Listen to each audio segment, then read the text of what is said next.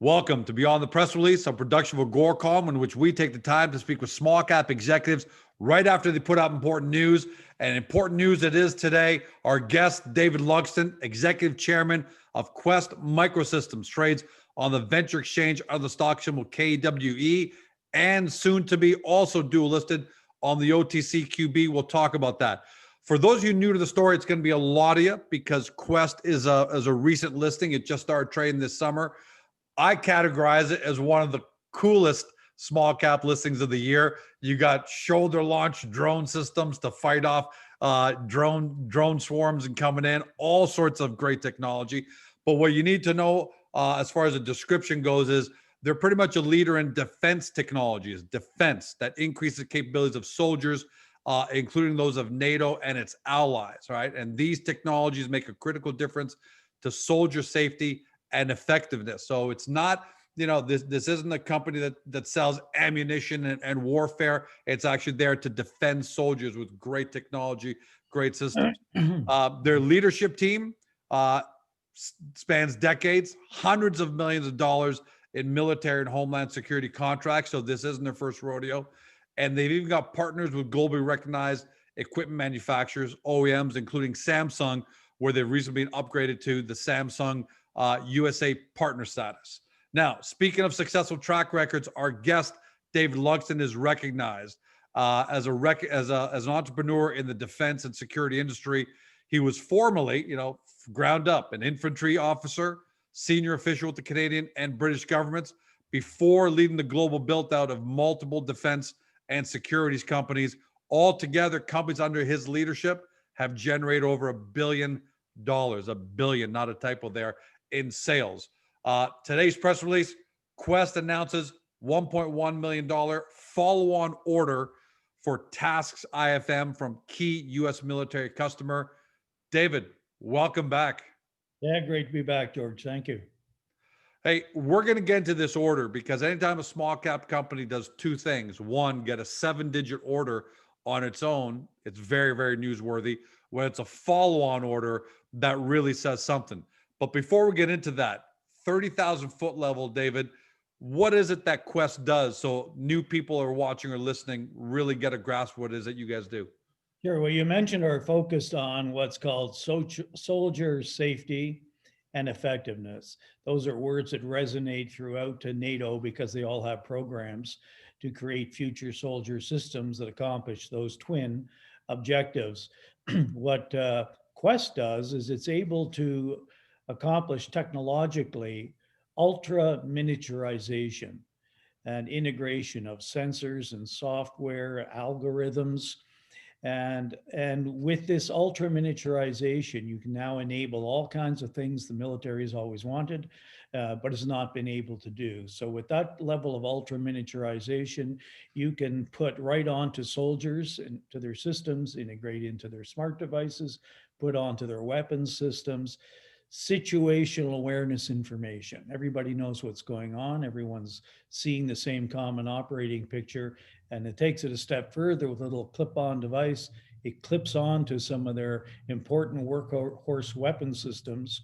And now the weapons also are networked and know what the soldiers know, including where the adversaries are. And now it's like playing a video game, which younger soldiers in particular. And most people watching just assume, well, David, that doesn't sound like anything new. I watch movies all the time and they've got all these gadgets.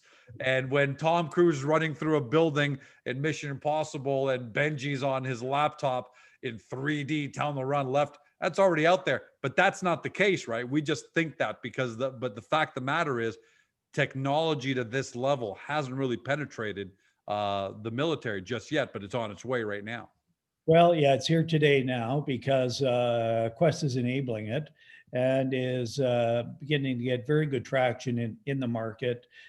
We had some earlier contract announcements, small ones, where a very important US military customer was taking the lead and putting this task system, which is a software app plus a little clip-on piece of hardware that can go on their weapon systems. And they were using these earlier contracts to incorporate this into their military exercises. Very important gating item in terms of getting traction with customers. We had said earlier we were, very pleased with the outcome of that. We thought the customer was pleased. That has turned out to be the case. And here we have this week now this much larger contract, 1.1 million, to expand the incorporation of this into these military exercises. So quite apart from the fact that it's a larger amount of a contract, the expanded use really shows the kind of traction it's getting with the customer. What does it say about the fact? So is it fair to say that the first order could have been looked at more as a pilot, and they're happy with it, and now they've come on with this bigger follow-on order? And if that's the case, David, do you expect that there could be further follow-on orders from this U.S. military customer? Which, by the way, for everyone at home, you can imagine for obvious reasons is a reason why KWESST can't name the U.S. military customer, but that's why we refer to it as a key U.S. military customer. What does it say, and could it lead to more? Well, we've tried to help in that press release, help investors understand just how big this can be, because we're talking in this application of just one weapon system that the U.S. military customer is putting this task system onto, turn it into a smart weapon. So it goes from being a dumb old workhorse weapon that militaries everywhere rely on, the 81 millimeter mortar, to now becoming a smart weapon. No modification to the weapon platform, no modification to the ammunition. It's all networked. Now everybody. So essentially, you're networking these 81 millimeter mortars, right? You're networking them rather than just. And you're networking the soldiers as well, because they're seeing the same common operating picture on their smartphone devices. And this opportunity alone, and I say this alone, I mean just on the 81 millimeter mortar, we estimate could be worth up to $120 million in the U.S. and several times that in what we call the rest of the world market. $400 million worldwide. And worldwide, they all have this same platform. Right? It's a very common platform. So that's one platform out of many platforms that the task system will work on. And so when we size the market, we realize there's actually an obtainable market out there that's somewhere in the order of, we think, about $1 billion. Now that's over time. Nature of this business is you don't go from 0 to 100 million in revenue overnight. You go through these validating phases and contracts that we're seeing, and you're playing for a lot, because that's how big the market is. And more than just lip service, what I found also interesting in the press release is that, I'm going to read it here, the task IFM system has attracted interest from other NATO forces Oh, yeah. who've requested proposals from KWESST, which the company is currently actioning. So you're right on these right now. So it's obviously the technology has been validated in the theater, and how, can you give us a sense for the kind of requests for proposals you've gotten? Are they in the same size range as this contract, or smaller, bigger? Well, it's a little early in our proposal submission phase to say how big these could be, but I can say this. It's for the same kind of application or related applications as what we're doing for the U.S. military customers. So that's really been a catalyst. And the U.S. military customer has been very helpful exposing the task technology to other elements in the U.S. military, but also to international customers. And so it's very gratifying to now have all these other folks at the door asking for proposals and pricing. And, that could become at least as significant as the contract that we announced today. Again, with a very big market that's addressable over time. Let me play devil's advocate. Most of us, most retail investors, when they look at this industry, we see Lockheed Martin and some really big names out there, right? So devil's advocate, how do you plan? Okay, you've won this follow-on order, which is great. You've got some requests for proposals from other NATO forces, but how do you compete with the big companies, or do you even compete with them at all because they may not play in these specialized in these specialized areas? Yeah, that's it. It's a cooperation model, if you like, which we've done many times before. I mean, I've sold hundreds and hundreds of millions of dollars worth of product through, these big tier one defense contractors. By partnering with them the right way, we either fill what they call capability gaps in their own offerings, or they want what we have standalone, and they pull it through to their customers and their programs, not just in the US, but around the world. So it's a very explicit part of our go-to-market strategy to work with them. We get tremendous leverage out of that. They tend not to be players in niche markets, so we play in what we call niche markets on a global scale. Right. They're enormous. So it's almost like you're the Lockheed Martin of this size of the market. Would that, that may be simplifying it, but is Well, that a way to look at it? we've done that before in previous incarnations, so that's not a bad analogy, because those niches, when you add them up, they are huge. So it's not a place where the big tier one, tier two defense players would go, but they do want to partner, because the first step in our go-to-market strategy is to arouse the interest of end users, important end users, as we've done in this case. That in turn arouses interest from the OEMs.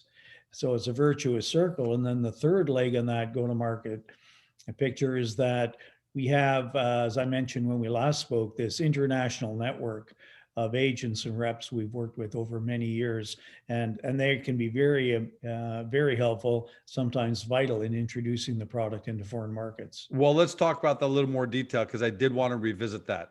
Distribution is everything. It's one thing to have a great product, but distribution is so important, and so many companies can, pardon the colloquial term, but blow their brains out spending millions, tens of $1 millions on trying to do direct marketing, direct sales forces. You're going for a global market at the end of the day. But you've got a really smart, and there's a reason you're David Luxton. You've had great success. Talk to everybody at home just a little more if you can, because there are always going to be new people watching this, about your distribution model and the kind of quote unquote sales and marketing force that you've got around the world. Yeah, so I characterize it as our market development model, right? How do we go to market? Uh, Listen, we get approached all the time by the kind of companies you're talking about, right? There can be very clever technologists that have a technology, and we get a lot of those things pitched to us, and we evaluate them all on their merits. Sometimes we acquire them, sometimes we license it, but there's got to be synergies where we can put our ultra miniaturization capability to work on those. But none of these companies, and there's gazillions of them, have any ability to go to market. They, first of all, are not close enough to the customers and the users to understand the problem that's trying to be solved today, right? Or how to operationalize their technology to work with the customers' practices and protocols. Very important. It's what's called their operating doctrine. This we understand intimately. They have no foreign agents or reps that they can go to introduce it, or if they do, that's on a kind of a one-off and orphaned basis. And they have no relationships with OEMs in the defense industry. You have to connect those three pieces, right, to be effective. That's how we've been successful in the past, and we're just borrowing a page from that playbook to rinse and repeat. And look, you're probably going to be humble about all this, but let's talk a little bit about the fact that you're able to connect all these pieces because of decades of experience and success. What does your Rolodex look like at the end of the day? What are the types of names, the types of departments, without naming specifically, that you're able to get to, the kind of partners? How about this? Is there anybody in the space that you can't get to either yourself or in one degree of separation?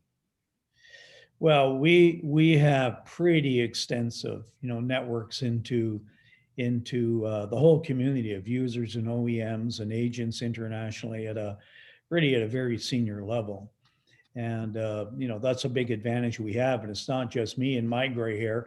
There's the rest of the team that's got deep experience in the industry, deep experience with the technologies that this industry needs. And so what we bring to customers is not a technology looking for an application. We understand the problem they're trying to solve. They're happy to elaborate on that as we have a discussion about how KWESST technology can provide them that solution. In your presentation, last thing about now, I want to pull back out because we're kind of talking about tasks. Pull back out. In your presentation, you say that the global, reading here, the global soldier systems market is forecast to reach 14.4 billion by 2023. What percentage, of that market is addressable by KWESST? Well, as I say, we adjust in the task system on different weapons platforms that make them all smart, convert them into virtual video games. There's about $1 billion opportunity on its own. Then we have the other niche markets we play in. So the drone missile that can be very effective and uniquely effective against drone threats, particularly armed drones, which there's no great solution to today. I love that one. And the electronic decoys, right, that are required everywhere now so that friendly forces can't be easily located by direction finding equipment, by the adversaries. There's forces around the world today that have had very recent examples of being badly bloodied by that, where they've had large numbers of their forces vaporized in a matter of minutes. So this is the kind of thing that's, again, central to requirements for the future. We have the laser defense one. We don't know how big that market could be. We know that all of NATO is looking for a solution. We know that the potential users in the US and even here in Canada and out of European countries all say they've never seen anything like that. They've all been looking for the solution. And so they're pretty excited to start testing this as soon as we can produce some of the first units. And what is that solution, so people understand a little more? Because they hear lasers and they get excited. What is that? Have to have got the previous interview to know, but it's actually no laughing matter. There are some large bad actors in the world who are not signatories to international conventions barring the weaponization of laser systems against personnel. And they've produced laser weapons on the ground. And just, security sensitivities around this, I won't say too much about it, except that, it's been reported in certain media that this has the effect of being able to permanently blind people because it scans for anything optical, and then it zaps it with a very high energy laser beam, and it fries optical, including eyeballs. So that's a health and safety issue for NATO forces. An awful lot of interest in this solution, and we'll be bringing that product to market in 21. Would you consider yourselves a leader in that, or are there other companies that are there before you?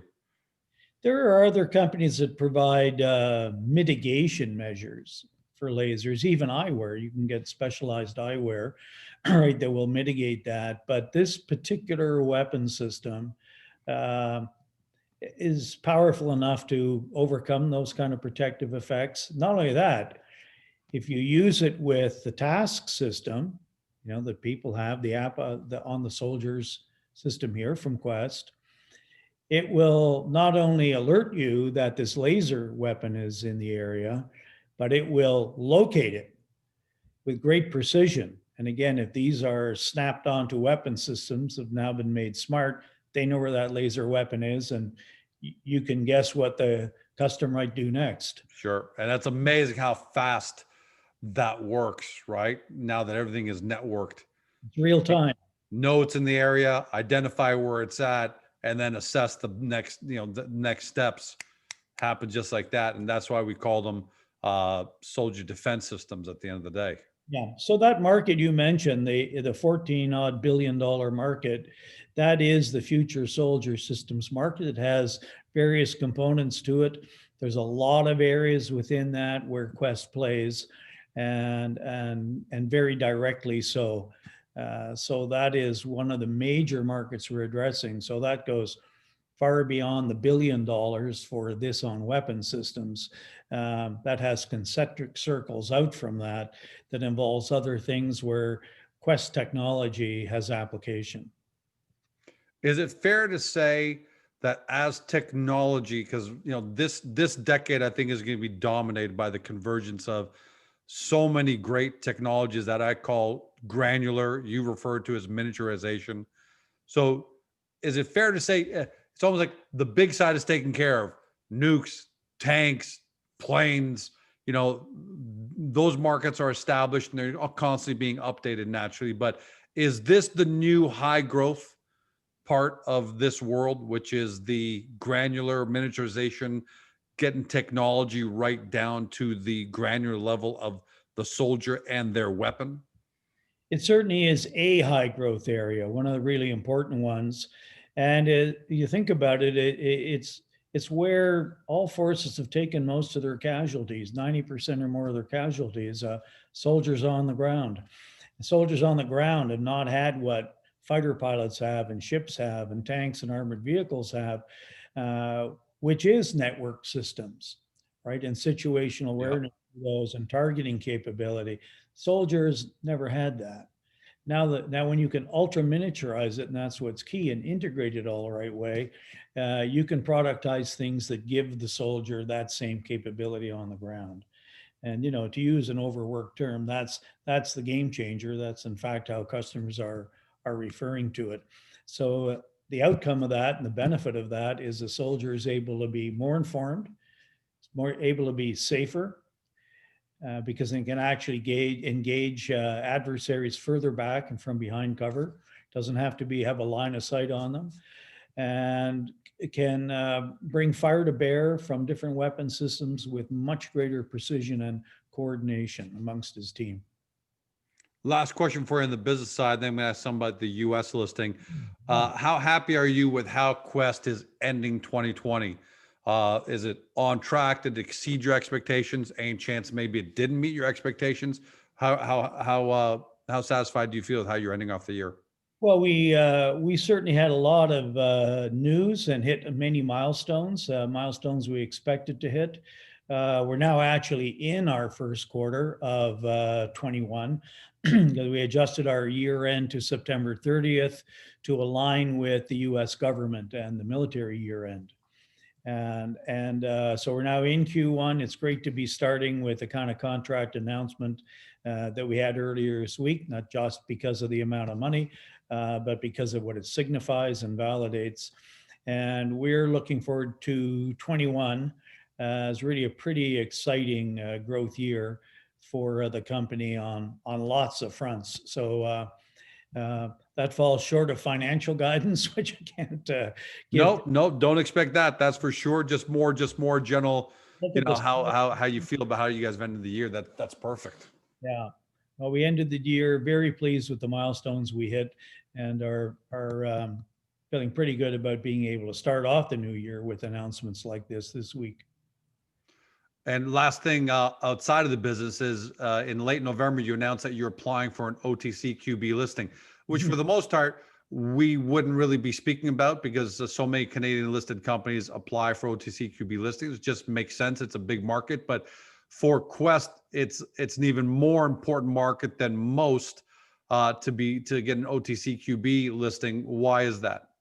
Well, the OTC listing is more important to a company like KWESST than it would be to most Canadian small cap companies that tend to be resource companies, for example, as you would know. So this is a story I know from previous experience building up and leading public companies and private companies that really resonates with US investors. They get it, they like it. It almost feels sometimes like they're investing in the stock as a patriotic act. So not to overstate it or dramatize, but it just has that degree of appeal in the U.S. market, where and of course it's a much bigger market. So we have, in conjunction with the OTC application. We have DTC eligibility pending, and we think it should all be done. And the company trading on the OTC market probably sometime in early January.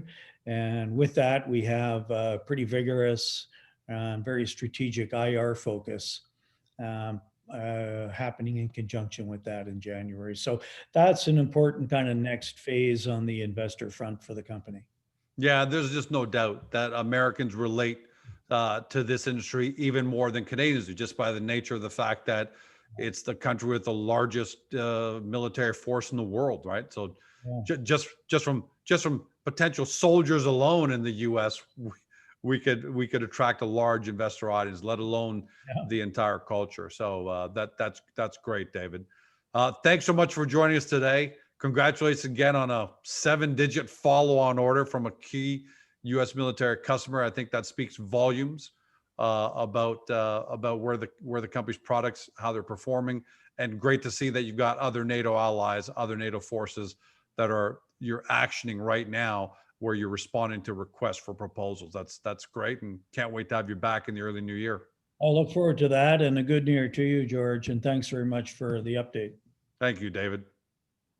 For those of you at home, you've been watching, or if you've been listening by podcast, to David Luxton, Executive Chairman, KWESST Micro Systems. Brand new listing, super cool listing, but most importantly, a company that's delivering, because you heard what David had to say here today. They trade on the TSX Venture Exchange on the stock symbol KWE. For our U.S. investors, they should be trading on the OTCQB in the early new year, so keep a lookout for that. But in the meantime, we know that Soldier Systems, there aren't many small cap companies in this space. So if you need to get a little more due diligence to get yourself familiar, get to Agoracom, go to the KWESST Hub, go to the profile section, and we've neatly laid it out there for you, all the different systems that they've got, who they address to, who their markets are, and who they've dealt with in the past. And I think you're going to find that immensely helpful. And of course, get yourself over to the KWESST Micro Systems website, and hopefully what you've discovered today is your next great small cap company. Thanks for joining us. Have a great day. Talk to you soon.